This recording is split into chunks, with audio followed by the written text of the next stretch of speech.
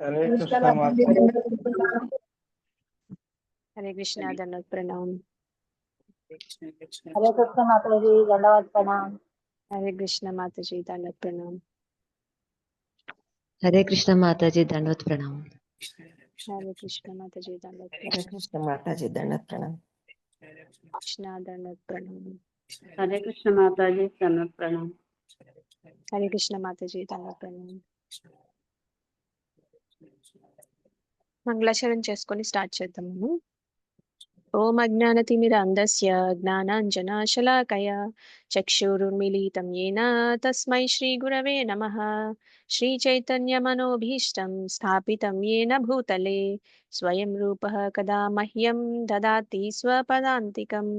వందేహం శ్రీగురో శ్రీయుతపదకమలం శ్రీగురూన్ వైష్ణవాంశ్చ శ్రీరూపం సాగ్రజాతాం సహగణ రఘునాథాన్వితం తం సజీవం साद्वैतं सावधूतं परिजनसहितं कृष्णचैतन्यदेवं श्रीराधा कृष्णपादान् सहगणललिता श्रीविशाखान्वितांश्च.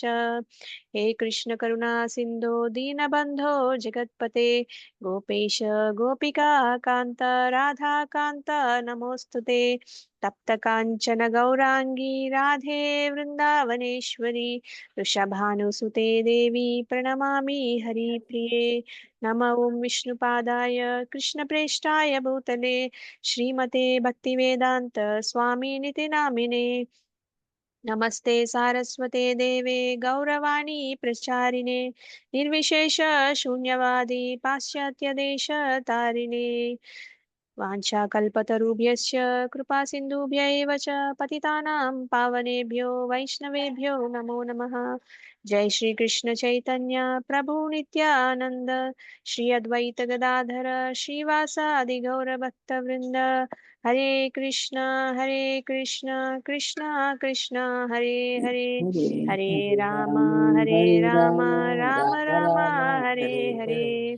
हरे हरे जय कृष्ण जय श्री चैतन्य चैतन्य जय नित्यानंद जय अद्वैत चंद्र जय गौर भक्त वृंद. जय जय श्री चैतन्य जय नित्यानंद जय अद्वैत चंद्र जय गौर भक्त वृंद. जय जय श्री चैतन्य जय जय नित्यानंद नित्यानंद जय जय अद्वैत अद्वैत चंद्र जय जय गौर गौर भक्त भक्त वृंद. ओम ॐ नमो भगवते भगवते वासुदेवाय. ॐ नमो भगवते वासुदेवाय. ॐ नमो भगवते वासुदेवाय वासुदेवाय. ओम नमो मुखं करोति वाचालं पङ्गुं लङ्घयते गिरिं यत्कृपातमहं वन्दे श्रीगुरुं दीनतारणं परमानन्दमाधवं श्रीचैतन्य ईश्वरम्. श्री श्री राधा मदन मोहन की जय. श्री श्री गौर निताई की जय. श्री श्री श्री जगन्नाथ बलराम सुभद्रा मैया की जय. जगत गुरु पतित पावन श्रील प्रभुपाद की जय. नंदकोटि वैष्णव वृंद की जय. श्री हरिदास ठाकुर की जय. श्रीमद् भगवत गीता की जय.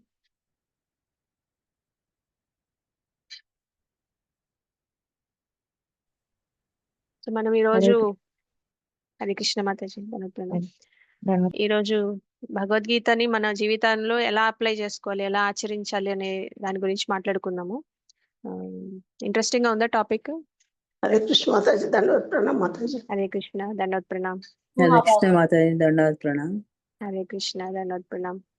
సో ఎలా ఉంది టాపిక్? ఎలా అనిపించింది మీకు? ఎప్పుడైనా ఆలోచించారా మనం నేర్చుకుంటున్నాము, మనం ఆచరిస్తున్నామా లేదా, మనం ఎలా ఆచరించాలి, ఎలా తీసుకోవాలి దాన్ని అని ఎప్పుడైనా ఆలోచించారా మీరు?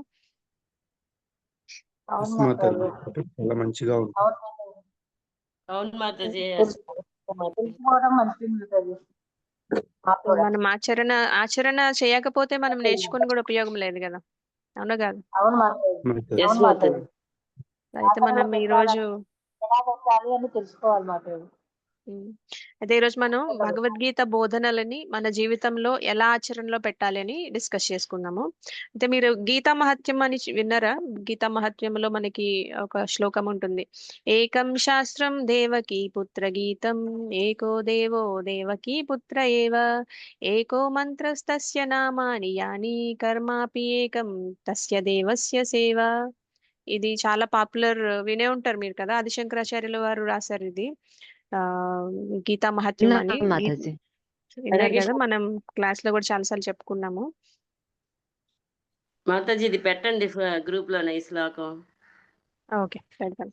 సో నేను చెప్తాను, ఒక్కొక్కటి మీరు చెప్పండి. ఏకం శాస్త్రం దేవకీ పుత్ర గీతం, ఏకం ఏకం ఏకం శాస్త్రం శాస్త్రం గీతం ఏకో దేవో దేవకీ పుత్ర ఏవ, ఏకో దేవ దేవకీ పుత్ర ఏకో మంత్రస్తస్య నామాని యాని, ఏకో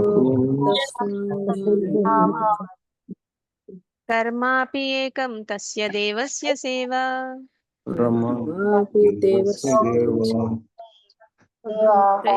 ఏకో శాస్త్రం దేవకీ పుత్ర గీతం అని చెప్పారు. అంటే ఏమంటున్నారంటే ఆ దేవకీ పుత్రుడైన శ్రీకృష్ణుడు చెప్పిన ఈ ఒక్క గీతం ఏంటది? ఆ గీతం భగవద్గీత. భగవద్గీత. భగవద్గీత అదొక్కటి చాలంట మనకి. అండ్ ఇంకా ఏకో దేవో దేవకీ పుత్ర ఏవ అంటున్నారు. అంటే ఒక్క దేవుణ్ణి పూజిస్తే చాలు. ఎంతో మంది దేవీ దేవతలు ఉన్నా కూడా, 30 దేవీ దేవతలు ఉంటారు కదా, వాళ్ళందరినీ పూజించే కన్నా ఆ దేవాది దేవుడు దేవకీ పుత్రుడు అయిన శ్రీకృష్ణుడిని పూజిస్తే సరిపోతుందని చెప్తున్నారు. అయితే మనకి 10th చాప్టర్ లో కూడా కృష్ణ అదే చెప్పారనమాట. నమే విదుసురగణాః ప్రభవం న మహర్షయః అహమాదిర్హి దేవానాం మహర్షీనాం చ సర్వశః. అంటే ఏం చెప్తున్నారంటే ఇక్కడ దేవతలందరికీ నేనే ఆది అంటున్నారు అనమాట. అహం ఆదిర్హి దేవానాం అని చెప్పారనమాట. అంటే కృష్ణుణ్ణి పూజిస్తే చాలు, అందరినీ పూజించినట్లే అన్నమాట. ఇంకా నెక్స్ట్ ఏంటి? ఏకో మంత్రస్తస్య నామాని అని. అంటే ఒక్క మంత్రం చాలంట ఆ కృష్ణ భగవాన్ని కీర్తించే హరే కృష్ణ మహామంత్రం, ఆ ఒక్క మంత్రం చాలు మనల్ని భగవద్ధామాన్ని తీసుకెళ్ళడానికి అని చెప్తున్నారు. అండ్ ఇంకా చాలా మంది బాగా నేర్చుకున్న వాళ్ళు, వేదాలు చదివిన వాళ్ళు, బ్రాహ్మణులు చాలా చాలా మంత్రాలు చదవగలరు. కానీ కొంతమంది చదువు రాకపోవచ్చు, కానీ పండితులు కాకపోవచ్చు, పాండిత్యం లేకపోవచ్చు, అయినా కూడా హరే కృష్ణ మహామంత్రం జపించి వాళ్ళు ఆ మహామంత్రం జపించినంత మాత్రానే భగవంతుడిని చేరుకోవచ్చు అన్నమాట. సో కృష్ణుడే చెప్తున్నారు ఈ భగవద్గీతలో. ఏం చెప్తున్నారంటే యజ్ఞానాం జపయజ్ఞోస్మి అని చెప్పారనమాట. అంటే హరే కృష్ణ మహామంత్రం అనే జపం చేయడం వల్ల అది జపయజ్ఞం అవుతుంది. అది కూడా నేనే అని చెప్పారనమాట కృష్ణ. జపయజ్ఞం అంటే యజ్ఞానాం జపయజ్ఞోస్మి అంటే ఆ జపయజ్ఞం కూడా నేనే అని చెప్పారనమాట. యజ్ఞాలన్నిట్లో ఆ జపయజ్ఞం కృష్ణుడే అని చెప్పారు. సో అందుకని మనం యజ్ఞాల్లో జపయజ్ఞం కూడా, ఆ మహామంత్రం కూడా జపయజ్ఞమే కాబట్టి అది చేసినా కూడా మనం భగవద్ధామానికి చేరుకోవచ్చు అన్నమాట. సో అలా హరే కృష్ణ మహామంత్రం జపించాలి, ఆ భగవంతుణ్ణి పూజించాలి, ఈ భగవద్గీత శాస్త్రాన్ని చదువుకోవాలి, ఆచరణలో కూడా పెట్టాలన్నమాట మనం. సో కర్మాపి ఏకం తస్య దేవస్య సేవ అన్నారు. అంటే కర్మ అంటే మనం చేసే పనులు అన్నమాట. ఆ ఒక్క పని చేస్తే చాలు. ఏం పని అంటే అన్ని పనులు చేయాల్సిన అవసరం లేదు. అదేం పని అంటే తస్య దేవస్య సేవ, ఆ భగవంతుణ్ణి సేవించడం అన్నమాట. సో ఇలా గీతా మహత్యంలో మనకి ఏం చెప్పారంటే ఒక్క శాస్త్రాన్ని నమ్ముకోండి, ఒక్క దేవుణ్ణి నమ్ముకోండి, ఒక్క మంత్రాన్ని నమ్ముకోండి, ఒక్క పనిని నమ్ముకోండి అని చెప్తున్నారు అనమాట. సో ఆ గీతా మహత్యంలో చెప్పారు. సో మనం భగవద్గీత గురించి ఎంత ప్రాముఖ్యత ఉంది. అయితే భగవద్గీతని మనం ఎలా ఆచరణలో పెట్టాలి, భగవద్గీతలో ఆచరణలో పెట్టాలంటే మనకి ఏముందో తెలియాలి కదా, అవునా కాదా? తెలియాలా? మాతాజీ తెలియాలి. సో మనకి భగవద్గీత నేర్చుకుని తెలుసుకుంటేనే కదా మనం ఆచరణలో పెట్టగలం. సో భగవద్గీత ఏ సందర్భంలో చెప్పారు? కురుక్షేత్ర రణరంగంలో కురుక్షేత్ర సంగ్రామం యుద్ధంలో చెప్పారనమాట. అంటే మామూలుగా ఏదైనా జ్ఞానబోధ ఎలా జరుగుతుంది? జనరల్ గా ఆశ్రమాల్లో లేకపోతే అడవిలో ఉన్న ఒక గురుకులాల్లో ప్రశాంతంగా గురువు గారు చక్కగా శిష్యుల్ని కూర్చోబెట్టి బోధిస్తూ ఉంటారు, అవునా కాదా? కానీ ఈ జ్ఞానాన్ని కృష్ణుడు యుద్ధ రంగంలో, యుద్ధ భూమిలో అర్జునుడికి చెప్తున్నారు అనమాట. అంటే అక్కడ ఆధ్యాత్మికమైన విద్యా శాస్త్రం గురించి మామూలుగా అయితే మనకి గురుకులాల్లో ప్రశాంతంగా ఉన్న వాతావరణంలో ఇలా ఆధ్యాత్మిక విద్య గురించి డిస్కషన్స్ బాగా చక్కగా జరుగుతూ ఉంటాయి. కానీ భగవద్గీత అలాంటి చోట చెప్పలేదన్నమాట. భగవద్గీత ఎవరు చెప్పారు? కృష్ణుడు కృష్ణుడు అర్జునుడికి చెప్పాడు. చెప్పారు ఎవరికి మాతాజీ. చెప్పారు? అర్జునుడికి చెప్పారు. అర్జునుడికి. యుద్ధ ప్రారంభం అవడానికి ముందు చెప్పారు, అర్జునుడికి చెప్పారు, కృష్ణుడు చెప్పారు అనమాట.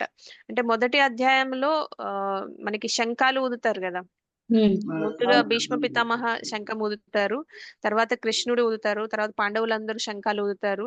శంఖం ఊదటం అంటే యుద్ధం ప్రారంభం అవడం అన్నమాట. అంటే అర్జునుడు కూడా రెడీ అయిపోతాడు, శంఖం ఊదేసి యుద్ధం చేయడానికి రెడీ అయిపోతాడు. కానీ ఆ అలా బాణం తీసి యుద్ధం మొదలు పెట్టేటప్పుడు అర్జునుడికి ఏమనిపిస్తుంది, ఒకసారి ఈ యుద్ధం చేయడానికి దుర్యోధనుడి తరపున ఎవరెవరు వచ్చారు అనేది నేను చూడాలి అని అంటారనమాట. సేనయోర్ భయోర్ మధ్య రథం స్థాపయామి అచ్యుత అని అడుగుతారు కదా. కృష్ణ నన్ను ఆ రథం మధ్యలోకి తీసుకెళ్ళండి, నేను ఎవరెవరు వచ్చారో చూడాలి అని అడుగుతారు అనమాట. అంటే అర్జునుడు గట్టిగా యుద్ధం చేయాలని ఫిక్స్ అయ్యి రాలేదన్నమాట. స్టార్ట్ చేసి కూడా ఆయన హెసిటేట్ చేస్తున్నారు, చేయాలా వద్దా అని. అంటే బాణం ఎత్తి పట్టుకుని కూడా ఆయన మళ్ళీ ఆపేసి మధ్యలో నేను మధ్యలో వెళ్ళి చూడాలి అని అడుగుతున్నారు అనమాట. సరే చూద్దాంలే, చేద్దామని అలా రాకుండా సరే చూద్దామని వచ్చారనమాట. కానీ బాణం వదిలే టైంకి అనిపిస్తుంది అసలు యుద్ధం చేయాలా వద్దా అని, చేయటం కరెక్టేనా అని కూడా అనిపిస్తుంది అనమాట. సో అందరూ బంధుమిత్రులు, చుట్టాలు, పెద్దవాళ్ళు అంటే భీష్మ పితామహ, ద్రోణాచార్య, ఇంకా వాళ్ళ స్నేహితులు, గురువులు, ఇంకా వీళ్ళందరితో యుద్ధం చేస్తే వచ్చే రాజ్యంతో నేనేమి ఆనందిస్తాను అని ఒక డౌట్ వస్తుంది అనమాట అర్జునుడికి. సో ఒక రకంగా చూస్తే ఆ అర్జునుడికి అంత గట్టి కోరిక లేదనమాట. ఇప్పుడు కొంతమంది ఉంటారు, ఏదైనా సాధించాలంటే ఆ కోరిక ఉంటే ఏది చేసైనా సాధిస్తారు కదా. అంటే కొన్ని తప్పు మార్గాల్లో వెళ్ళైనా సరే అది సాధించుకుంటారు అనమాట. అంటే ఇక్కడ అర్జునుడికి రాజ్యకాంక్ష లేదనమాట. కృష్ణుడితో అదే చెప్తాడు అర్జునుడు, నా కాంక్షే విజయం కృష్ణ నచ రాజ్యం సుఖానిచ అని చెప్తారనమాట. అంటే కిం నో రాజ్యేన గోవింద కిం భోగైర్జీవితేనవా అని కూడా చెప్తారంటే బంధుమిత్రులని చంపగా వచ్చి ఈ రాజ్యం నాకు సుఖాన్ని ఇవ్వదు, అందుకే నాకు ఈ రాజ్యం అక్కర్లేదని చెప్తారనమాట. అంటే ఈ రాజ్యం అక్కర్లేదని చెప్తారు, అర్జునుడికి క్షమాగుణం కూడా ఉందన్నమాట. వాళ్ళు ఎన్ని తప్పులు చేశారు మనకు తెలుసు కదా, అయినా క్షమించాలని అనుకుంటున్నారు అర్జునుడు. సో యాక్చువల్ గా చూస్తే రాజ్యం ఎవరిది? పాండవులది మాతాజీ. పాండవులదే రాజ్యం. కానీ మోసం చేసి జూదంలో ఓడించారు, ఇంకా ద్రౌపదీదేవిని అవమానించారు, ఇంకా అడవులకు పంపించారు, ఇలా చాలా దారుణాలు చేశారు కౌరవులు. అలాంటి వారిని కూడా క్షమించటానికి రెడీ అయిపోతాడు అనమాట అర్జునుడు. ఎంత దయాగుణం ఉంటే అలా చేస్తారు. పైగా రాజ్యకాంక్ష కూడా లేదు, అంటే భౌతికమైన కోరికలు లేవన్నమాట. ఆ రకంగా చూస్తే అర్జునుడు మహాభక్తుడు అనుకోవచ్చు. ఇంకో కోణంలో చూస్తే, అంటే వేరే పర్స్పెక్టివ్ లో చూస్తే అర్జునుడు కన్ఫ్యూజన్ లో ఉన్నాడు అనమాట. ఒక క్షత్రియుడిగా ఆయన ధర్మం జనరల్ గా ఏంటంటే అధర్మంగా ఉన్న వాళ్ళ మీద యుద్ధం చేసి వాళ్ళని శిక్షించి రాజ్యాన్ని, ప్రజల్ని రక్షించాలన్నమాట. క్షత్రుడి బాధ్యత అది. పాలించవలసిన బాధ్యత అర్జునుడికి ఉందన్నమాట. కానీ ఆ బాధ్యతని మర్చిపోతున్నాడు అనమాట అర్జునుడు ఇంతకు ముందు కూడా చాలా యుద్ధాలు చేశాడు. ఆ యుద్ధాల్లో కూడా ఇలాంటి డౌట్ వచ్చింది ఆయనకి. చాలా చాలా యుద్ధాలు చేశాడు అర్జునుడు, పెద్ద యోధుడు కదా. డౌట్ వచ్చిందా? ఎందుకు రాలేదు? ఇక్కడ అందరిని యుద్ధంలో అందరిని బంధువులను అందరిని చూసే వరకు చెయ్యాలనా వద్దా అనేది ఇంతకు ముందు చేసిన యుద్ధాల్లో ఎవరు కూడా ఫ్రెండ్స్ గాని రిలేటివ్స్ గాని లేరు అప్పుడు యుద్ధంలో. అవును మాతాజీ. సో ఇంతకు ముందు చేసిన యుద్ధాలన్నిట్లో వాళ్ళ చుట్టాలు గాని, రిలేటివ్స్ గాని, ఫ్రెండ్స్ గాని ఎవరు లేరు అనమాట. అందుకనే ఇక్కడ బంధుమిత్రులు ఉన్నారు కాబట్టి వాళ్ళ తాతగారి మీద, గురువు గారి మీద యుద్ధం చేయాల్సిన అవసరం ఆయనకి ఇంతకు ముందు రాలేదు కాబట్టి ఆయన చాలా సంతోషంగా యుద్ధం చేశారనమాట. ఇప్పుడు వీళ్ళందరూ ఉండేసరికి ఆయన భావోద్వేగాలకు గురవుతున్నారనమాట. కన్ఫ్యూజన్ వచ్చేస్తుంది ఆయనకి, రోమాలు నిక్కబడుచుకుంటున్నాయి, చేయాలా వద్దా, కరెక్టేనా కాదా అని డౌట్స్ వస్తున్నాయి అనమాట. సో ఈ విధంగా మనం కూడా ఎలా అయితే అర్జునుడు యుద్ధం చేసే ముందు ఆయన బాధ్యత నిర్వర్తించాల్సిన సమయంలో ఆయన ఆందోళన చెందుతాడు కదా, సందిగ్ధంలో, అంటే డౌట్ఫుల్ గా ఉంటాడు అనమాట. అలాగే మన జీవితాల్లో కూడా మనం బాధ్యత నిర్వర్తించాల్సిన టైంలో మనకి కూడా ఇలాంటి డౌట్స్, కన్ఫ్యూజన్స్ వస్తూనే ఉంటాయి కదా. వస్తే రావా? వస్తుంటాయి మాతాజీ. సో అలా మన డౌట్స్ నుంచి మనల్ని బయటపడేసే మార్గం భగవద్గీత అన్నమాట. అర్జునుడికి ఉన్న డౌట్స్ అన్ని పోగొట్టి క్లారిటీ తీసుకొచ్చాడు కృష్ణుడు. సో మనకి కూడా చాలా డౌట్స్ ఉంటాయి మన జీవితంలో కూడా, అవన్నీ పోయి క్లారిటీ రావాలంటే మనం భగవద్గీత వినాలి, భగవద్గీత చదువుకోవాలన్నమాట. సో ఈ భగవద్గీత యుద్ధం టైంలో చెప్పారు కృష్ణ అర్జునుడికి, అలా అని యుద్ధం గురించి చెప్పలేదన్నమాట. మొత్తం ఎన్ని శ్లోకాలు ఉన్నాయి ఆ భగవద్గీతలో? 700 శ్లోకాలు. 700 శ్లోకాల్లో ఎన్ని శ్లోకాలు యుద్ధం గురించి ఉన్నాయి? 2వ చాప్టర్ మాతాజీ, 2nd చాప్టర్ యుద్ధం గురించి. ఫస్ట్ చాప్టర్ లోనే యుద్ధం గురించి ఉంటుంది, ఎక్కువ సెకండ్ కూడా కాదు, ఫస్ట్ లో ఉంటుంది. First. మహా అయితే ఒక 10-12 కన్నా ఎక్కువ ఉండవు అనమాట యుద్ధం గురించి చెప్పిన. అంటే ఎవరెవరు వచ్చారు, ఎవరెవరు సమావేశమయ్యారు, శంఖాలు ఊదారు, ఇలాంటివి తప్ప యుద్ధం గురించి, హింస గురించి అనేది చెప్పరు అనమాట. భగవద్గీతలో మొత్తం జీవితం గురించే చెప్తారనమాట కృష్ణ, యుద్ధం గురించి ఏం చెప్పరు. అంటే కృష్ణుడే తన మిత్రుడు, భక్తుడు, ఆయన బావ అయినటువంటి అర్జునుడిని కావాలని సందిగ్ధంలో పెడతారనమాట. ఎందుకంటే మనందరికీ భగవద్గీత జ్ఞానాన్ని ప్రసాదించడం కోసం. అంటే అర్జునుడికి అసలు కన్ఫ్యూషన్ ఏమి ఉండదు, ఆయన మహాభక్తుడు కదా. సో మనందరి గురించి కృష్ణుడు ఆయన్ని సందిగ్ధంలో పడేస్తారనమాట. సో అంటే మన మనసులో వచ్చే ప్రశ్నలన్నీ అర్జునుడు కృష్ణుడిని అడుగుతారు, ఇంకా కృష్ణుడు వాటన్నిటికీ సమాధానాలు ఇస్తారనమాట. ఇప్పుడు మీరు చాలా వరకు ప్రతి చాప్టర్ కి కొన్ని క్వశ్చన్స్ అడుగుతారు అర్జునుడు, అవన్నీ క్లారిఫై చేస్తారనమాట కృష్ణుడు. సో మన మనస్సులో ఉన్న అన్ని ప్రశ్నలకి సమాధానం భగవద్గీతలో దొరుకుతుందన్నమాట. అసలు భగవద్గీతలో యుద్ధ భూమిలో ఉండి కృష్ణుడు శాంతి గురించి మాట్లాడారనమాట. యుద్ధం జరగక ముందు కూడా శాంతి చర్చలు చాలా చేశారు కృష్ణ. దుర్యోధనుడి దగ్గరికి వెళ్ళి అర్ధరాజ్యం ఇవ్వమని అడుగుతారు, దుర్యోధనుడు ఇవ్వని అంటాడు. సరే 5గురికి 5 ఊర్లు ఇవ్వమని అడుగుతాడు అనమాట, అది కూడా ఇవ్వని అంటాడు. 5 ఊర్లు కాదు కదా, సూది మొన పెడితే ఎంత స్థలం ఉంటుందో అంత కూడా ఇవ్వనని చెప్తారనమాట ఈ దుర్యోధనుడు. సో అక్కడితో ఆగలేదు దుర్యోధనుడు, కృష్ణుడిని తాళ్లతో బంధించడానికి ప్రయత్నిస్తాడు. దేవాదేవుడైన కృష్ణుడిని ఆయన రోప్స్ తీసుకొని ఆయన్ని బంధించడానికి కూడా ట్రై చేస్తాడు అనమాట. అంటే అంత మొండిగా మూర్ఖంగా ఉన్న దుర్యోధనుడిని ఇంకా ఒప్పించలేకపోవడం వల్లే యుద్ధం తప్పనిసరి అయింది అనమాట. సో అంటే కృష్ణుడు ఎప్పుడూ శాంతి అనేది కోరుకుంటారు అనేది మనం దీని నుంచి నేర్చుకోవచ్చు. సో భగవద్గీతలో కూడా కృష్ణుడు శాంతి గురించే చెప్పారు. సో మనలో ఎంత మందికి ప్రశాంతత కావాలి? అందరికీ కావాలి. అందరికీ అందరికీ కావాలి. కావాలి కదా. అందుకని అందరికీ అందరికీ. కావాలి మాతాజీ. సో మనం ఫిఫ్త్ చాప్టర్ చదువుకున్నాం కదా, దాంట్లో పీస్ ఫార్ములా చెప్తారు, శాంతికి ఒక ఫార్ములా చెప్తారు కృష్ణ. ఎవరికైనా గుర్తుందా 5వ చాప్టర్ లో? నేను చివరి చెప్పేది శ్లోకం. మాతాజీ ప్రశాస్త మననం అని యోగి అయిన వారు అది అనుకోవచ్చు మాతాజీ. అలా ఏంటి చేస్తే మాతాజీ? సుఖంగా యోగి అన్న వారి గురించి చేస్తూ ఉంటే మనసు స్థిరంగా పెట్టుకొని ఉంటే మనకి మనసు ప్రశాంతంగా ఉంటది అని చెప్పారు. అంటే మనస్సు గురించి కాదు, మామూలుగా జనరల్ గా ఒక శాంతి ఫార్ములా అని ఒకటి చెప్తారనమాట కృష్ణ. 5వ చాప్టర్ లో చివరి శ్లోకం ఎవరికైనా గుర్తుందా? భోక్తారం భోక్తారం మాతాజీ. సమాధానం మాతాజీ. అవును మాతాజీ, కరెక్ట్ గా చెప్పారు. సో మీరు చెప్తారా మాతాజీ శ్లోకం, చెప్పగలరా? భోక్తారం సారీ మాతాజీ. సర్వలోక మహేశ్వరం సుహృదం సర్వభూతానం జ్ఞాత్వాం శాంతి ముచ్యతే. హరి బోల్ మాతాజీ. సో భోక్తారాం యజ్ఞ తపసాం సర్వలోక మహేశ్వరం సుహృదం సర్వభూతానాం జ్ఞాత్వా మాం శాంతి మృచ్చతి. సో ఈ శ్లోకంలో ఏం చెప్పారంటే కృష్ణ శాంతి ఫార్ములా చెప్పారనమాట. అంటే ప్రశాంతంగా ఉండాలంటే మన జీవితాల్లో మనం ఈ శాంతికి ఒక ఫార్ములా ఉంటది అనమాట. సో భోక్తారాం యజ్ఞ తపసాం అంటే మనం చేసే యజ్ఞాలకి తపస్సులకి, అంటే మనం ఇప్పుడు ఈ టైంలో చేసేది అన్ని పనులు, ఏ పనులు చేసినా దానికి భోక్త ఎవరు? కృష్ణుడు మాతాజీ. దేవాది దేవుడైన శ్రీకృష్ణుడు అన్నమాట. సో భోక్త అంటే ఏంటి? అన్నిటికీ అతన్నే ఇది అనేసి మాతాజీ. యజ్ఞం మనం మనం ఏది చేసినా తినే పదార్థాలు మాతాజీ. భోక్త అంటే ఫలితాల్ని అనుభవించే వాళ్ళని భోక్త అంటారనమాట. అంటే ఇప్పుడు భోజనం పెడితే భోజనం తినే వాళ్ళు భోక్త అవుతారు. ఇప్పుడు మనం ఏదన్నా పని చేసి దాని ఫలితం వస్తే ఆ ఫలితాన్ని ఎవరు అనుభవిస్తారు అనే వాళ్ళు భోక్త అవుతారు అనమాట. అంటే మనకు అనిపించవచ్చు మనం పని చేస్తే ఆ ఫలితాలను అనుభవించేది కృష్ణుడా, ఇదేం అన్యాయం అని అనిపిస్తుందా? అదేం అనిపించదు మాతాజీ. అనిపించట్లేదా? ఓకే, మీరు చాలా మంచి భక్తులు అయితే. జనరల్ గా అనిపిస్తది కదా, ఇదేంటి చాలా విచిత్రంగా ఉంది, నేను కష్టపడి పని చేయడం ఏంటి, కృష్ణుడు అనుభవించడం ఏంటి, ఆయన భోక్త అవ్వడం ఏంటి అని అనిపిస్తుంది అనమాట ఇన్ జనరల్. సరే మీరు కృష్ణ చైతన్యంలోకి వచ్చాక అర్థమై ఉంటుంది. కృష్ణ చైతన్యంలోకి రాకముందు వచ్చిందా ఈ డౌట్?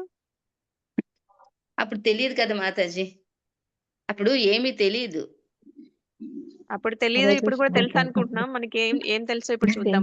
మనం ఎవరు యాక్చువల్ గా? జీవులం, మనం కృష్ణుడి అంశలు అన్నమాట. మనం కృష్ణుడి అంశలు. అంటే మన కాళ్ళు చేతులు కష్టపడి పనిచేస్తే మనం అనుకోవచ్చు, జనరల్ గా మన కాళ్ళు చేతులు కష్టపడి పనిచేసి నోరు నమిలితే పొట్ట ఆహారం తీసుకోవటం ఏంటి చాలా అన్యాయం అని అనిపిస్తుందా? అనిపించదు మాతాజీ. అనిపించదు కదా. సో అన్నం తినేటప్పుడు కూడా కాళ్ళు వెళ్ళి ప్లేట్ తెచ్చుకొని చేతులు కష్టపడి వడ్డించుకొని వేళ్ళు కష్టపడి కలిపి నోరు కష్టపడి నమిలి ఇవన్నీ అవయవాలు ఇన్ని కష్టపడితే కడుపు హాయిగా తీసుకుంటుంది ఆహారాన్ని, అవునా కదా? అవును. అన్ని కష్టపడింది ఒకటి, కడుపు ఆహారం, కడుపుకి ఏ పని ఉండదు. ఆ, అలా అని కాళ్ళకి చేతులకి అన్నం తినిపిస్తామా? తినిపించం మాతాజీ. కడుపులోకి వెళ్తేనే కదా చేతులకి కాళ్ళకి శరీరానికి మొత్తానికి బలం వచ్చేది, కడుపులోకి బలం వెళ్ళినప్పుడే. కాళ్ళకి బలం కావాలని కూర అన్నం కాళ్ళకి పెడతామా? లేకపోతే నా కళ్ళు చాలా వీక్ గా ఉన్నాయి, నా కళ్ళల్లో సాంబార్ పోసుకుంటాను అలా అనుకుంటామా? అలాగ అనుకోను. అనుకోలే మాతాజీ.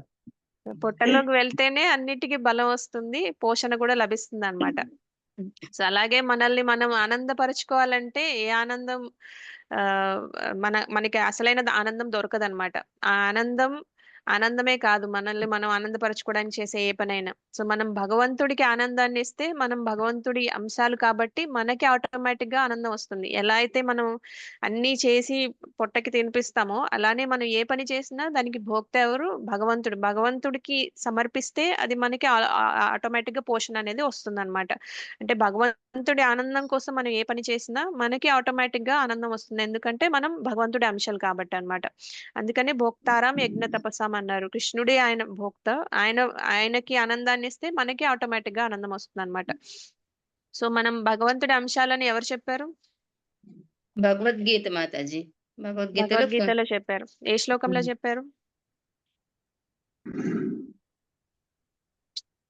మమైవాంశో మమైవాంశో జీవలోకే జీవలోకే సనాతనః శస్త్రానింద్రియాని ప్రకృతి స్థాని కర్షతి అని చెప్పారనమాట. అంటే మమైవాంశో జీవలోకి అంటే ఈ ఈ ప్రకృతిలో ఉన్న జీవులందరూ నా అంశలే అని కృష్ణుడే చెప్పారనమాట. అందుకే కృష్ణుడు ఆనందిస్తే మనం కృష్ణుడు అంశాలు కాబట్టి మనం కూడా ఆనందిస్తాం అనమాట. సో ఎలా అంటే మనం ఇప్పుడు మనకి ఆచార్యులు మంచి మంచి ఎగ్జాంపుల్స్ చెప్తారనమాట. ఇది ఒక ఎగ్జాంపుల్ ఏంటంటే మనం అద్దం ముందు నుంచొని అద్దంలో ఉన్న మన ప్రతిబింబాన్ని చూసుకుంటూ ఉంటాము. అయితే మనం అలంకరణ ఎవరికి చేసుకుంటాం? మనకి చేసుకుంటామా, అద్దానికి చేసుకుంటామా? మనకి చేసుకుంటాం. మనకే చేసుకుంటాం కదా. లేకపోతే పౌడర్ రాసి అద్దానికి బొట్టు పెట్టేస్తామా? అందంగా అవుతారా అప్పుడు? అవరు కదా. అవన్నీ మనం చేసుకుంటే ఆటోమేటిక్ గా మనం అద్దంలో చూసుకున్నప్పుడు అద్దంలో మనకి కనిపించే ప్రతిబింబం అందంగా కనిపిస్తుంది. అలాగే మనం అందరం భగవంతుడి ప్రతిబింబాలు అన్నమాట. అందుకే మనం భగవంతుణ్ణి సేవిస్తే మనం ఆయన ప్రతిబింబాలు కాబట్టి మనకి ఆటోమేటిక్ గా ఆనందం లభిస్తుంది అనమాట. అంటే మనం భగవంతుణ్ణి సేవించటం, ఆ భగవంతుడి సేవ ద్వారా మనం ఆధ్యాత్మిక ఆనందాన్ని, శాశ్వతమైన ఆనందాన్ని, అంటే అలౌకికమైన ఆనందాన్ని అనుభవిస్తాం అనమాట. అదంతా రావాలంటే మనం భగవంతుణ్ణి సేవించాలి. అందుకని మనం ఏ పని చేసినా ఫలితాలు నాకు వదిలేయమని కృష్ణ చెప్తారనమాట. ఫలితాలు ఆయనకి వదిలేయడం వల్ల మనకు వచ్చే ఆనందం మనం అది తెలియదు కాబట్టి మనం అనుభవించలేకపోతున్నాం. ఎప్పుడైతే మనం ఫలితాలని వదిలేస్తామో భగవంతుడికి, ఆ వచ్చే ఆనందం ఆధ్యాత్మిక ఆనందం, అది శాశ్వతమైన ఆనందం అనమాట. అంతేగాని మనమే అనుభవించాలి అనుకుని చేసే ఏ పనికి మనకి ఆనందం దొరకదు. దొరికినట్టు ఉంటది కానీ ఎంతోసేపు ఉండదు అనమాట. చాలా తక్కువ టైంలో ఉంటుంది. ఇప్పుడు ఏదైనా మనం ఒకటి సాధించాలి అని ఒక ఇల్లు కట్టుకోవాలి అనుకున్నాం అనుకోండి, ఆ ఇల్లు కట్టుకోవడానికి ఎంతో శ్రమ పడతాం, అది అనుభవించడానికే ఇల్లు కట్టుకుంటాం మనం. ఆ ఇల్లు కట్టుకుని ఎన్ని రోజులు ఉంటాం మనం దాంట్లో? బతికినన్నాళ్ళు ఉంటాం అంతే మాతాజీ. అంతే ఉంటాం కదా, ఇంకా శాశ్వతంగా అయితే ఉండం కదా. ఉండం.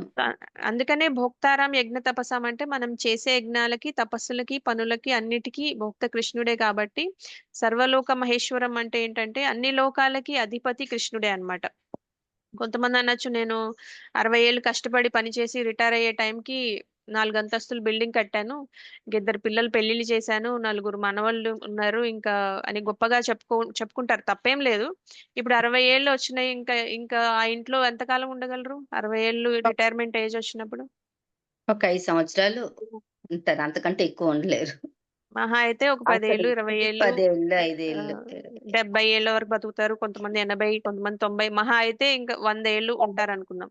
సో తర్వాత అయినా వదిలి వెళ్ళిపోవాలి కదా. అంతే. అంటే మనం ఎన్ని రోజులు యజమానిగా ఉంటాం? ఇల్లు, పొలం, పిల్లలు, మనవళ్ళు, ఎంతకాలం? అది మహా అయితే 100 సంవత్సరాలు. మాక్సిమం టైం 100 ఏళ్ళు. ఎక్కువ ఆయుష్ ఉందనుకోండి 100 సంవత్సరాలు. లేకపోతే ఇప్పుడు అసలు 40 ఏళ్ళు, 50 ఏళ్ళకే హార్ట్ అటాక్లు వచ్చి చనిపోతున్నారు, అది వేరే విషయం. కాకపోతే జనరల్ గా అయితే 100 సంవత్సరాలు అనుకోవచ్చు అనమాట.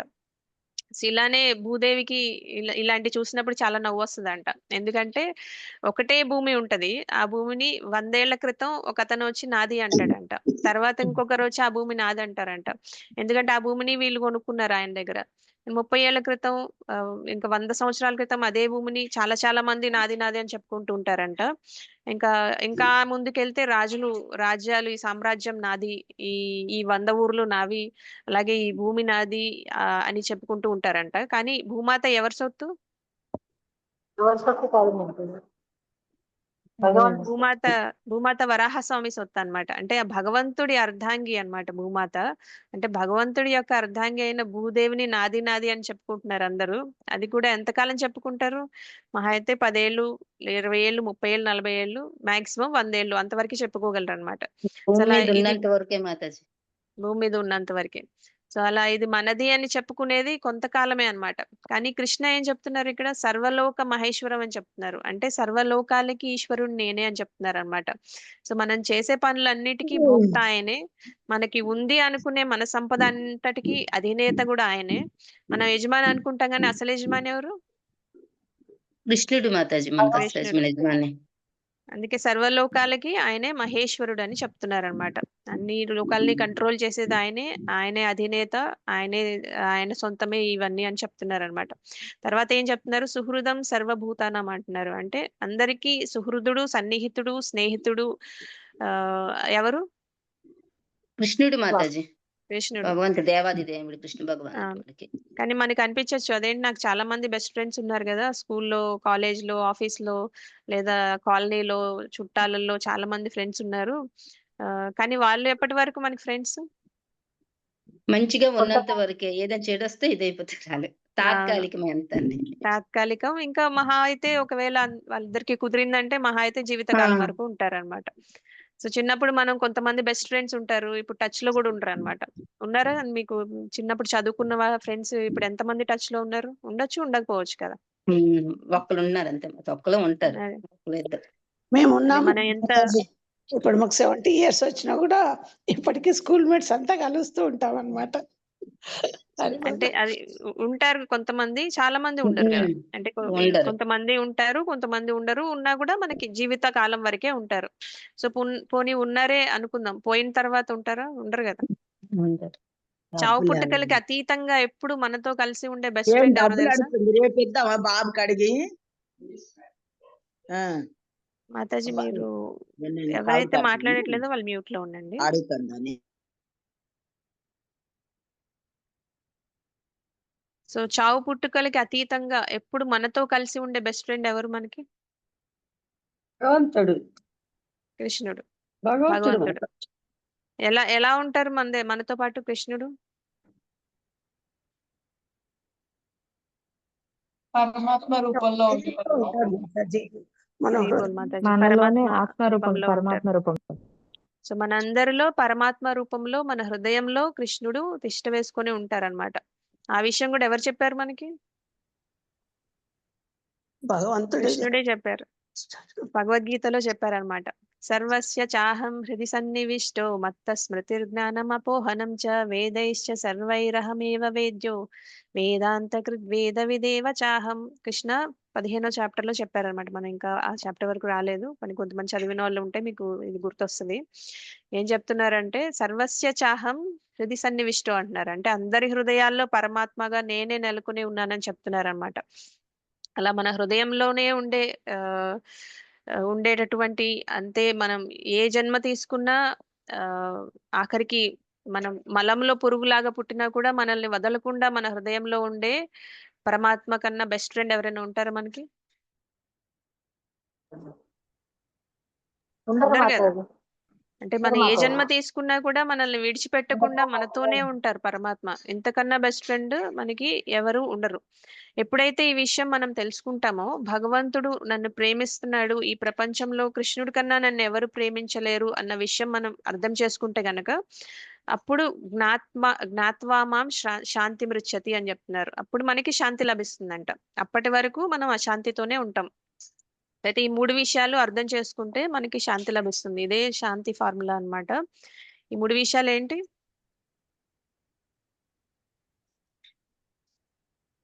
భోక్తారాం యజ్ఞ తపసాం అంటే మనం చేసే కార్యకలాపాలన్నిటికీ భోక్త కృష్ణనే అని అర్థం చేసుకోవాలి. అది ఫస్ట్ది. సర్వలోక మహేశ్వరం ముల్లోకాలకి అంటే 14 ప్లానెటరీ సిస్టమ్స్ అనంతకోటి బ్రహ్మాండాలకి అధిపతి కృష్ణుడే అని తెలుసుకోవాలన్నమాట. ఇంకా సుహృదం సర్వభూతానం అంటే మన అందరికీ సన్నిహితుడు అయిన బంధువైన స్నేహితుడైన కృష్ణుడే అన్నమాట. ఈ 3 విషయాలు తెలుసుకుంటే గనక మనకి శాంతి అనేది లభిస్తుందని చెప్తున్నారు అనమాట. అర్థమైందా? అయింది ఈ 3 మాతాజీ. విషయాలు గుర్తున్నాయా? Yes, మాతాజీ. సో మనకి ఈ భగవంతుడు ఇన్ని విషయాలు భగవద్గీతలో చెప్పారు.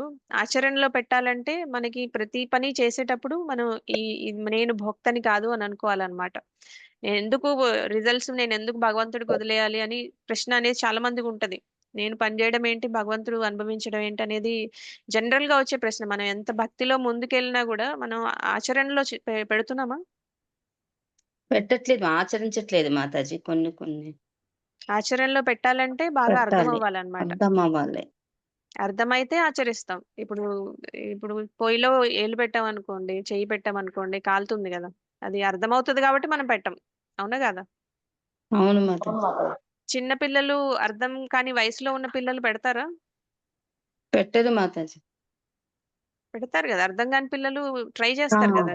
ట్రై నిప్పుని చేస్తారు. పట్టుకోవడానికి ట్రై అప్పుడు మనం చేస్తారు. చెప్పగలం. ఒక్కసారి కాలిన తర్వాత వాళ్ళకి అది గుర్తుంటది కాబట్టి పెట్టరు. లేదంటే పెద్దవాళ్ళు చెప్పడం వల్ల, అర్థం చేసుకున్నందువల్ల వాళ్ళు పెట్టకుండా ఉంటారు. సో ఏదైనా మనకి అర్థం అయితేనే మనం ఆచరిస్తాం అన్నమాట. ఇప్పుడు కరెంట్ షాక్ కొడుతుందని మనం జాగ్రత్తగా ఉంటాం. అవునా కదా? అవును అవును. మాతాజీ. సో అలానే మనకి భగవద్గీత కూడా విని వదిలేయడం కాదు. మనం ఎలా ఆచరించాలో మనం తెలుసుకోవాలన్నమాట. మన జీవితంలో మన ఆచరణలో పెట్టడానికి మనం ఎలా అయితే అర్థం చేసుకోవాలో అలా అర్థం చేసుకోవాలన్నమాట భగవద్గీతని. సో భగవద్గీతలో మనకి ఇవన్నీ కృష్ణుడు చాలా మంది అంటారు. మాతాజీ కన్యాకుమారి మాతాజీ మ్యూట్ లో ఉండండి. సో కృష్ణుడు మనకి చాలా విషయాలు చెప్పారనమాట భగవద్గీతలో. సో మామూలుగా చాలా మంది అనుకుంటారు ఇప్పుడు నేనే దేవుణ్ణి అని ఎవరు చెప్పారు? కృష్ణుడే చెప్పారు. ఎవరైనా చెప్పారా? మిగతా దేవీ దేవతలు నేనే భగవంతుని అని చెప్పారా? చెప్పలేదు లేదు మాతాజీ. మాతాజీ, కృష్ణుడు చెప్పలేదు. చెప్పలేదు. మనకి ఇప్పుడు జీసస్ క్రైస్ట్ కూడా ఏం చెప్పారు? నేను భగవంతుడి బిడ్డనని చెప్పారు. అవునా కదా? అవునా? అవును మాతాజీ. మాతాజీ. నేను I'm the son of God అని చెప్పారు కానీ నేనే భగవంతుడిని అని చెప్పలేదు. ఇప్పుడు మహమ్మదీయులు కూడా మహమ్మద్ ప్రాఫెట్ కూడా ఏం చెప్పారు? నేను భగవంతుని దూతని అని చెప్పారు. భగవంతుడిని అని చెప్పలేదు అనమాట. ఇంకా మిగతా మనకి దేవీ దేవతలు కూడా ఎవరు నేను భగవంతుడిని అని ఎవరు చెప్పలేదు. మనకి కృష్ణుడు ఒక్కలే భగవద్గీతలో నేనే భగవంతుణ్ణి, నా నుంచే అందరూ వస్తున్నారని చెప్పింది కృష్ణుడు ఒక్కలే అన్నమాట. అన్ని వేదాలు, అన్ని పురాణాలు మీరు ఏవి చూసుకున్నా సరే భగవంతుడు కృష్ణుడే అని చెప్తున్నాయి. భగవద్గీతలో కూడా కృష్ణుడు స్వయంగా చెప్పారనమాట. చాలా మంది అనుకుంటారు కృష్ణుడు ఏంటి ఇంత గొప్పలు చెప్పుకుంటున్నారని. గొప్పలు చెప్పుకున్నట్టేనా కృష్ణుడు? కాదు కాదు మాతాజీ. మాతాజీ, తెలియదు కాబట్టి తెలియపరుస్తున్నాను. అంటే ఇప్పుడు నరేంద్ర మోడీ వేరే దేశం వెళ్ళాడు అనుకోండి, ఏం చెప్తాడు ఆయన? నేను ప్రైమ్ మినిస్టర్ని భారతదేశానికి అని చెప్తాడా? నేను ఆయన పరిచయం చేసుకునేటప్పుడు చెప్పరు మాతాజీ. చెప్పరా? చెప్పకుండా ఎలా అంటే వస్తారు తెలియని వాళ్ళకి? తెలియని వాళ్ళకి చెప్తారు కానీ తెలుస్తుంది కదా మామూలుగా. అంటే బయట ప్రపంచంలోకి వెళ్ళినప్పుడు తెలియని వాళ్ళతో పరిచయం చేసుకునేటప్పుడు నేను భారతదేశానికి ప్రధానమంత్రి అని చెప్తారు కదా. అంటే ఆయన గొప్పలు చెప్పుకున్నట్ట, నిజం చెప్పినట్ట? కాదు మాతాజీ. నిజం నిజం చెప్పినట్టు. చెప్పినట్టు. నిజం చెప్పినట్టు. అలానే భగవంతుడు కూడా నేను భగవంతుడిని, నా నుంచి అన్ని వస్తున్నాయి అనేది అవన్నీ నిజాలు అన్నమాట. కానీ చాలా మంది కృష్ణుడి మీద అసూయతో అనుకుంటూ ఉంటారు అనమాట. ఇవన్నీ ఏంటి ఇంత గొప్పలు చెప్పుకుంటున్నాడు కృష్ణుడు అని విన్నారా ఎప్పుడైనా ఎవరైనా అనడం? వెళ్ళలేదు. లేదా? ఓకే. చాలా మంది మాయావాదీస్, కొంతమంది భగవంతుడి మీద నమ్మకం లేని వాళ్ళు చాలా మంది అంటుంటారన్నమాట. ఏంటి అన్ని నేనే చెప్తున్నాడు, అన్ని నాకే ఇవ్వమని చెప్తున్నాడు కృష్ణుడు, అంతా నేనే అంటున్నాడు, అన్ని నేనే క్రియేట్ చేశాను అంటున్నాడు, అందరూ నా దగ్గరికి రావాలంటున్నాడు, అందరూ నా అంశలే అని చెప్తున్నాడు అని అనుకుంటూ ఉంటారన్నమాట. కానీ అవన్నీ నిజాలు కాబట్టి చెప్తున్నారు. మనం కృష్ణుడు గొప్పలు చెప్పుకుంటున్నాడు అని చెప్పుకోకూడదు అనమాట. అవన్నీ నిజాలు మనకు అర్థం కావడానికి భగవద్గీతలో కృష్ణ అన్ని చాలా వరకు చెప్పారనమాట. సో మనం ఇక్కడితో ఆపేద్దాము. ఎందుకంటే అన్ని ఒకే రోజు వద్దు. నెక్స్ట్ వీక్ మిగతాది చెప్పుకుందాము. ఈ రోజు వరకు ఇవి గుర్తుంచుకోండి. మనకి 2 విషయాలు భగవద్గీత ఏంటి ఎంత ఇంపార్టెంట్ అనేది మనం ఒక శ్లోకంతో తెలుసుకున్నాము. ఇంకా భగవద్గీతలో మనకి కృష్ణ ఏం చెప్పారు అనేది తెలుసుకున్నాము. అంటే మనకి కొన్ని విషయాలు చెప్పారు. ఎలా ఈ భోక్తారం యజ్ఞ తపస్సంలో మనకి శాంతి ఫార్ములా ఎలా వస్తుంది అండ్ మమైవాంశో జీవలోకే జీవభూత సనాతన అని కృష్ణ ఎందుకు చెప్పారు, మనం ఎలా ఆయనకి అంశాలు, మనం ఎలా మనల్ని మనం ఆనందపరచుకోవాలని ట్రై చేయకుండా భగవంతుణ్ణి ఆనందపరచాలని ట్రై చేస్తే మనకి ఆటోమేటిక్ గా ఆనందం అనేది లభిస్తుంది అనేది మనకి ఎలా తెలుసుకోవాలి, మనం ఎలా ఆచరించాలి అనేది మీరు రోజు ప్రతి పని చేసేటప్పుడు మీరు ఇవి గుర్తుంచుకోండి. గుర్తుంచుకుంటే ఆటోమేటిక్ గా మీరు కృష్ణాని సెంటర్ లో పెట్టుకున్నట్టు అనమాట. ఏదో పొద్దున పూట భగవద్గీత చదువుకున్నాం, 2 గంటలు జపం చేసాము, తర్వాత మిగతా పనులు నార్మల్ గా చేసుకుంటున్నామంటే అది కూడా తప్పేం కాదు. అంతవరకు వచ్చినా పర్వాలేదు. కానీ ఎప్పటికీ అలానే ఉండకూడదు అనమాట. మనం నేర్చుకున్నవి ఆచరణలో పెట్టగలగాలి. అది ఇంపార్టెంట్ అన్నమాట. సో మనం ఈ ఈ నెక్స్ట్ వీక్ వరకు ఇవన్నీ ఆచరించండి. మీకు ఏమన్నా చేంజెస్ అనిపిస్తున్నాయా? మీ జీవితంలో ఏమన్నా మార్పు వచ్చిందా? మీకేమన్నా ఆనందం అనుభూతి చెందుతున్నారా లేదా అనేది మనం నెక్స్ట్ వీక్ మాట్లాడుకుందాం. ఆల్రెడీ ఎవరైనా చేస్తుంటే కూడా షేర్ చేయండి. మీరు ఆల్రెడీ నేను ఇది చేస్తున్నాను మాతాజీ అని అంటే ఎవరైనా ఉన్నారా అలాంటి వాళ్ళు? నిన్నటి నుంచి ఒక చిన్న బుక్ చదువుతున్నా మాతాజీ. 'ఆనందనిధి శ్రీకృష్ణ భగవానుడు' అని ఒక 5, 6 పేజీలు చదివాను Mataji. Very good. Nice Mataji. So మీరు ఈ ఈ 2 ఆచరణలో పెట్టండి. మనల్ని మనం భగవంతుడి అంశాలుగా ఎలా మనం చూసుకోవాలి అండ్ భగవంతుడిని మనం ఎలా అర్థం చేసుకోవాలి, ఎందుకు ఫలితాలు మనం ఏ పని చేసినా భగవంతుని సెంటర్ లో పెట్టుకోవాలి, భగవంతునికి సమర్పించాలి, రిజల్ట్స్ మనమే అనుభవించాలని మనం ఏ పని చేయకూడదు అనమాట. సో అట్లా ప్రయత్నం చేయండి. ఆ, మెల్లగా సాధన ద్వారా అది వస్తుందన్నమాట. మనం ఏ చిన్న పని చేసినా, వంట చేసినా లేదంటే ఆఫీస్కి వెళ్ళినా, పిల్లల్ని పెంచుతున్నా, ప్రతి దాంట్లో మనం ఈ ఈ పని నేను భగవంతుడి కోసం చేస్తున్నాను అని అనుకొని చేయాలన్నమాట. అలా చేస్తున్నారా ఎవరైనా ఇప్పుడు? చేస్తున్నాం అంటే ఆలోచన ఉంటుంది కానీ ప్రాక్టికల్లో మర్చిపోతుంది మాతాజీ. ఆలోచన ఆచరణ అయితే అవును. అంత ఉండదు. నేనేం ఆలోచన చెప్తుంటాను ఉంటుంది, ఆచరణ కూడా మనం నెక్స్ట్ స్టెప్ కి వెళ్ళాలి ప్రభుజీ. ఆలోచన వరకు ఆగిపోకూడదు. ఆలోచన వచ్చింది, అర్థమైంది కాబట్టి ఇప్పుడు మనం ఆచరణలో పెట్టాలన్నమాట. సో ఆచరణలో పెట్టడం కూడా సాధన చేస్తే అయిపోతుంది. మనం కాన్షియస్ గా సాధన చేయాలన్నమాట. సాధన చేయడం వల్ల మనం ఆచరణలో పెట్టగలుగుతాం. ఓకే మాతాజీ. మాతాజీ ఒక డౌట్. చెప్పండి ప్రభు. ఇప్పుడు కృష్ణునికి 16,108 మంది గోపికలు, మరి ఒక్కొక్కరికి 10 మంది సంతానము, 1,60,000. ఇప్పుడు పరంపర, ఆ వంశము, ఆ పరంపర ఏమైనా రజభూమిలో ఉన్నారు మాతాజీ? ఉన్నారు ప్రభు. రజభూమిలోనే ఉన్నారని కూడా అనుకోలేము, కానీ ఉన్నారంట. అంటే అంటే ఆ పరంపరలో వచ్చే వాళ్ళందరూ భక్తులు అయ్యారా లేదో నాకు తెలియదు, కానీ ఉన్నారు. అంటే నమస్తే. ఇప్పుడు ధృతరాష్ట్రుని భార్య అంటే అప్పుడు నా వంశం వెళ్ళకపోయిందో నీ వంశం కూడా నాశనం అయిపోవాలన్నారు కాబట్టి అలాగే ఏమైనా జరిగిందా, ఉన్నారా ఆ సంతతి అని? వజ్రనాభ్ అని ఒక ఆయన ఉన్నారు.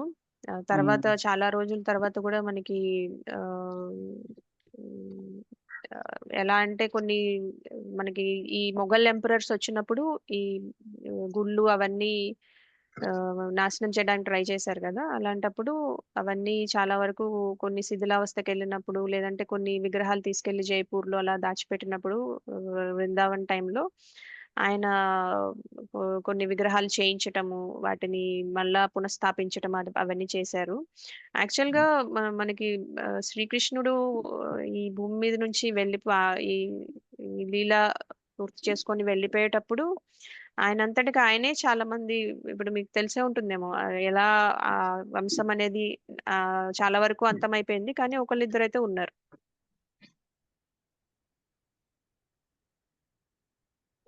ఆ పారిశుద్ధులు వంశం చాలా వరకు పరమాత్మ ఉంటుందని వెళ్ళిపోయి ఉంటారు. అవును. సో, మోస్ట్‌లీ చాలా వరకు అప్పటికప్పుడే అందరూ కొట్టుకొని చనిపోయారు గదా! మీకు ఆ స్టోరీ మనం చెప్పుకున్నాం గదా!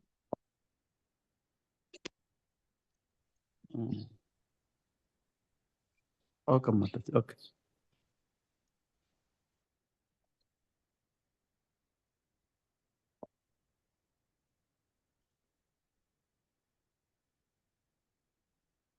ఇంకేమైనా ప్రశ్నలున్నాయా?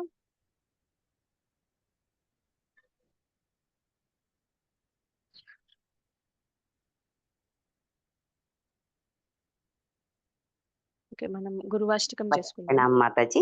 ఈ పరీక్షిత్ తర్వాత జైమే జైముడు పరిపాలించాడు కదా మాతాజీ. అవును మాతాజీ. పరీక్షిత్ వాళ్ళ తర్వాత కొడుకు ఎవరు జన్మేజయుడు. మాతాజీ?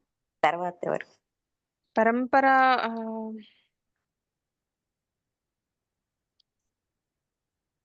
తర్వాత ఎవరున్నారు? జనమేజయ తర్వాత శతనిక అనే ఒకతనున్నాడు మాతాజీ. అభిమన్యు అర్జునుడు తర్వాత అభిమన్యు అర్జునుడికి 5 కొడుకులుంటారు గదా! అభిమన్యు, పరీక్షిత్, జనమేజయ, పరీక్షిత్ కొడుకు జనమేజయ, జనమేజయ కొడుకు శతనిక అన్నమాట. అంటే ఈ పరీక్షిత్ మహారాజు అభిమన్యు కొడుకన్నమాట. అభిమన్యు అర్జునుడి కొడుకన్నమాట. జనమేజయ పరీక్షిత్ కొడుకు. తర్వాత శతనిక అని ఒకాయన ఉన్నారు. తర్వాత ఆయన ఆయన కొడుకులు అశ్వ అశ్వమేధ దత్త అని ఒకాయన ఉన్నారు. ఆయన ఆయన వరకే నాకు తెలుసు. మిగతా వాళ్ళు తెలీదు. జనమేజయకి కొడుకు శతనిక, శతనిక కొడుకు అశ్వమేధ దత్త అన్నమాట. Thank you Mataji.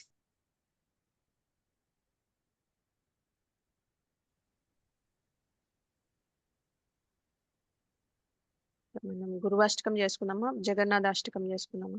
ఒక 10 మినిట్స్ టైం ఉంది గదా! ఏదైనా ఓకే. జగన్నాథాష్టకం. జగన్నాథాష్టకం. ఓకే. జగన్నాథాష్టకం ఓపెన్ చేస్తా.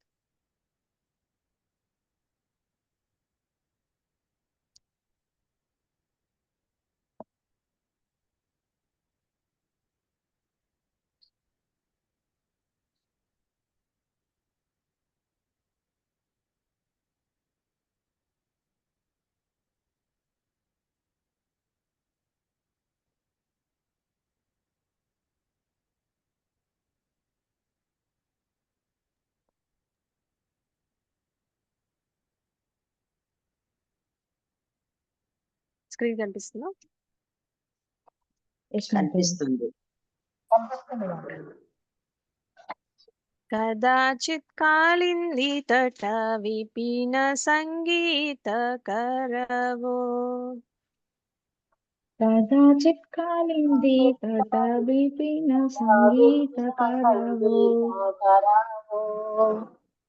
ముదాభిరి నారీ వదన కమలాస్వాద మధుప ముదాభిరి నారీ వదన కమలాస్వాద మధుప రమా శంభు బ్రహ్మామరపతి గణేశార్చిత పాదో రమా శంభో బ్రహ్మామరపతి గణేశార్చిత పదో జగన్నాథ స్వామి నయన పతగామి భవతు మే జగన్నాథ స్వామి నయన పథగామి భవతు మే జగన్నాథ స్వామి నయన పతగామి భవతు మే జగన్నాథ స్వామి నయన పథగామి భవతు మే భుజే సవ్య వేణుం శిరసి శిఖి పించం కటితటే భుజే సవ్య వేణుం శిరసి శిఖి పించం కటితటే దుకూలం నేత్రాంతే సహచర కటాక్షం విదధతే దుకూలం నేత్రాంతే సహచర కటాక్షం విదధతే సదా శ్రీమద్వృందావన వసతి లీలా పరిచయో సదా శ్రీమద్బృందావన వసతి లీలా పరిచయో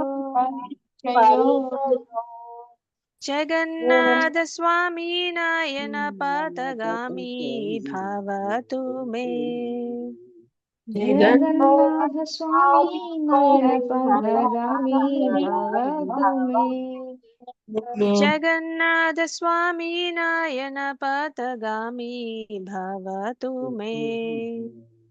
जगन्नाथ स्वामी नयन पथगामी भवतु मे। महाम्बोधिस्थिरे कनकरुचिरे नीलाशिखरे महाम्बोधे स्थिरे कनकरुचिरे नीलशिखरे वसन् प्रसादान्त सहज बलभद्रेण बलिना प्रसादान्त सहज बलभद्रेण बलिना सुभद्रा मध्यस्थ सकल सुरसेवावसरदो सुभद्रा मध्यस्थ सकल सुरसेवावसरदो जगन्नाथ स्वामी नयन पथगामी भवतु मे। जगन्नाथ स्वामी नयन पथगामी भवतु मे। जगन्नाथ स्वामी नयन पथगामी भवतु मे। जगन्नाथ स्वामी नयन पथगामी भवतु मे। कृपा पारवार सजल जलध श्रेणी रुचिरो कृपा पारवार सजल जलद श्रेणी रुचिरो रमावाणि राम स्फुरदमल पंकेरुहमुखः रमावाणि राम स्फुरदमल पंकेरुहमुखः सुरेन्द्रैराराध्य श्रुतिगणशिखा गीतचरितो सुरेन्द्रैराराध्य श्रुतिगणशिखा गीतचरितो जगन्नाथ स्वामी नयन पथगामी भवतु मे।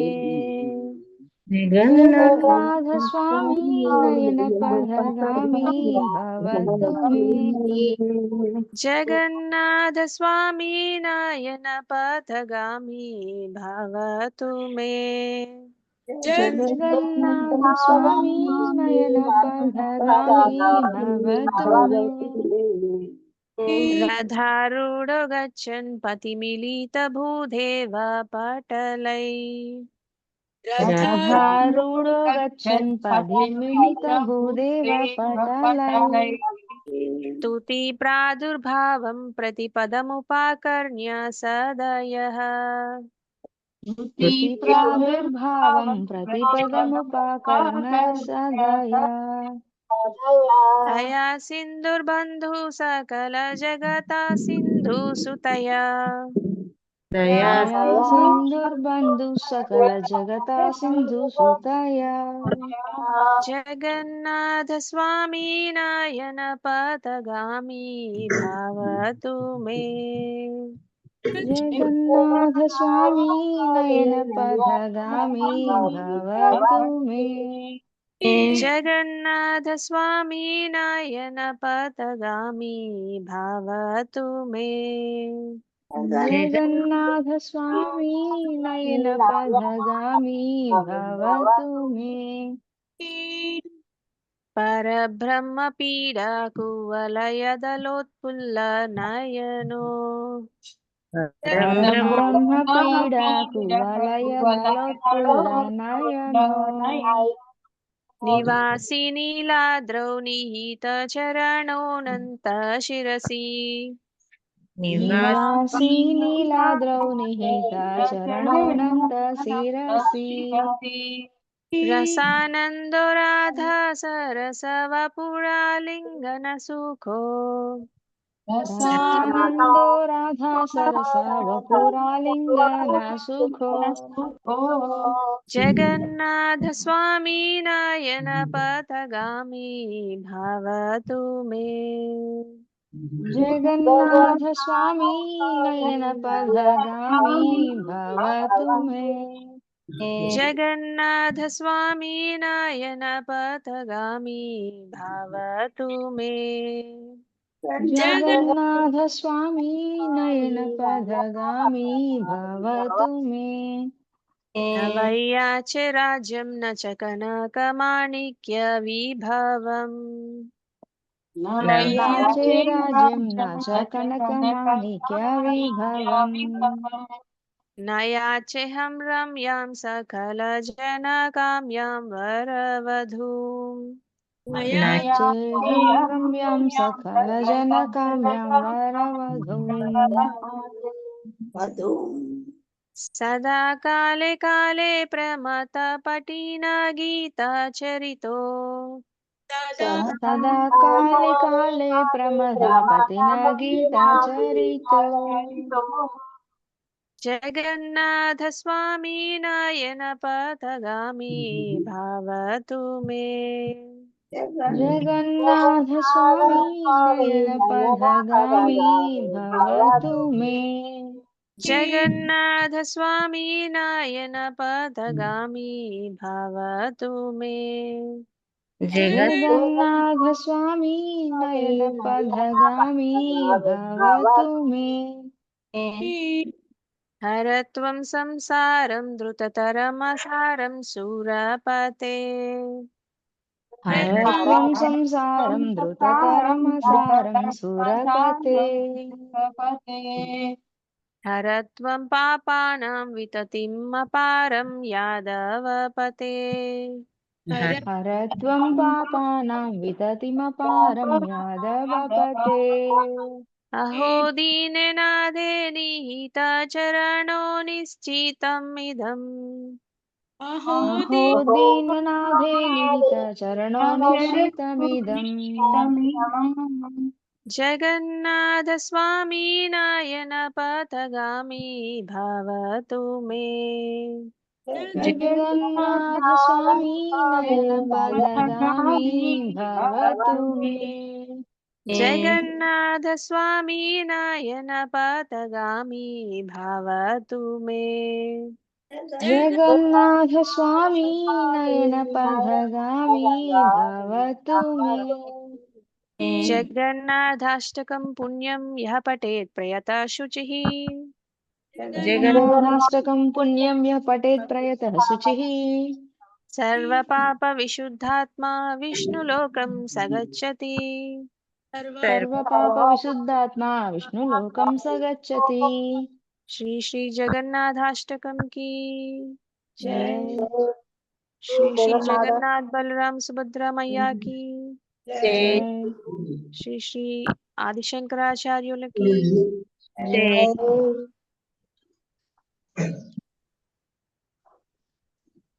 Thank you Mataji శంకర్జీ. ఒక డౌట్ మాతాజీ, ఇప్పుడు ఈ గోలోక్ చాట్ లో మొత్తం బ్రహ్మలోకం వరకు మెటీరియలే మాతాజీ, అవును మాతాజీ. దానిపైన స్పిరిచువల్ అవుతుంది ఆచారం. 14 కూడా మెటీరియల్ అనాలి ఏమాతాజీ? అవును మాతాజీ. ఈ అంటే మనకి నరకం ఏది ఇక్కడ? కింద లోకాలనే నరకం మాతాజీ. మన కింద భూలోకానికి కింద ఎన్ని నరకం, ఊర్ధలోకాలన్నీ కూడాను స్వర్గం అనుకోవచ్చు. అవును, ఊర్ధలోకాలు అంటే స్వర్గం నుంచి స్టార్ట్ అవుతాయి అన్నమాట. వీటన్నిటికన్నా పైన గోలోక వృందావన్. వీటన్నిటికి పైన వైకుంఠం మాతాజీ ఎక్కడ? బ్రహ్మలోకానికి అవతల వైకుంఠం. అవును మాతాజీ. అంటే మెటీరియల్ వరల్డ్ కింద ఉంటుంది, దాని మధ్యలో వైకుంఠ లోకాలు ఉంటాయి, పైన గోలోకం ఉంటుంది అన్నమాట. గోలోక బృందావనం ఉంటుంది. అంటే అది టాప్ మోస్ట్ ప్లానెట్ అని చెప్తారు. అన్ని వైకుంఠాల కన్నా కూడా పైన ఉంటుంది. అక్కడ కృష్ణ ఉంటారు అనమాట. ఆయన ఒరిజినల్ ఫామ్ లో రాధారాణితో గోపాస్తో గోపీస్తో ఉంటారు అనమాట. అక్కడ ఈ లీలలన్నీ జరుగుతూ ఉంటాయి అన్నమాట. బ్రహ్మలోకం పైన ఈ వైకుంఠ లోకం మాతాజీ. బ్రహ్మలోకం పైన అవును మాతాజీ. అంటే మనకి చాలా డీటెయిల్స్ ఉంటాయి గోలోక చాట్ లో. మనం అన్ని ఒక రోజులో దానికి ఒక క్లాస్ రిషికేష్ ప్రభు చెప్పారు, నేను మీకు ఫార్వర్డ్ చేస్తాను. అయితే ఆ డీటెయిల్స్ అన్నీ తెలియాలంటే అంటే కొంచెం టైం సర్కిల్లో పడుతుంది. పైకి బ్రహ్మలోకం ఇన్ కనపడింది. జనరల్ సర్కిల్ చూసాను. ఇన్ జనరల్ అయితే మనకి కింద మెటీరియల్ వరల్డ్ ఉంటుంది. భౌతిక ప్రపంచం ఉంటుంది. బ్రహ్మలోకం వరకు. దాని తర్వాత వైకుంఠ లోకాలు ఉంటాయి. దాని తర్వాత గోలోక బృందావనం ఉంటుంది. Okay. Thank you. So Vaikuntha లోకాలంటే మనకి విష్ణు లోకాలన్నమాట. మనకి అయోధ్య ధామం ఉంటుంది. ఇంకా నరసింహ ధామం ఉంటుంది. అన్ని అవతారాలకి ఒక్కొక్క ధామం ఉంటుందన్నమాట. వైకుంఠ లోకాలు చాలా అన్నమాట. అంటే మనకి ఇప్పుడు మొత్తం స్పిరిచువల్ వరల్డ్ 3 వంతులు ఉంటుంది. ఒక వంతే మెటీరియల్ వరల్డ్ ఉంటుందన్నమాట. అంటే భౌతిక ప్రపంచం ఒక వంతు మాత్రమే ఉంటుంది. 3 వంతులు మనకి ఆధ్యాత్మిక లోకాలే ఉంటాయన్నమాట. Okay. Thank you. Thank you so much. Hare Krishna Mataji. ఇంకేమైనా ప్రశ్నలు ఉన్నాయా? ఓకే. పంచకల్పతరుభ్యశ్చ కృపాసింధుభ్యః చ పతితానాం పావనేభ్యో వైష్ణవేభ్యో నమో నమః. అనంతకోటి వైష్ణవులకు కీ జై. శ్రీల ప్రభుపాద కీ జై. శ్రీమద్ భగవద్గీత కీ జై. మాతాజీ భక్త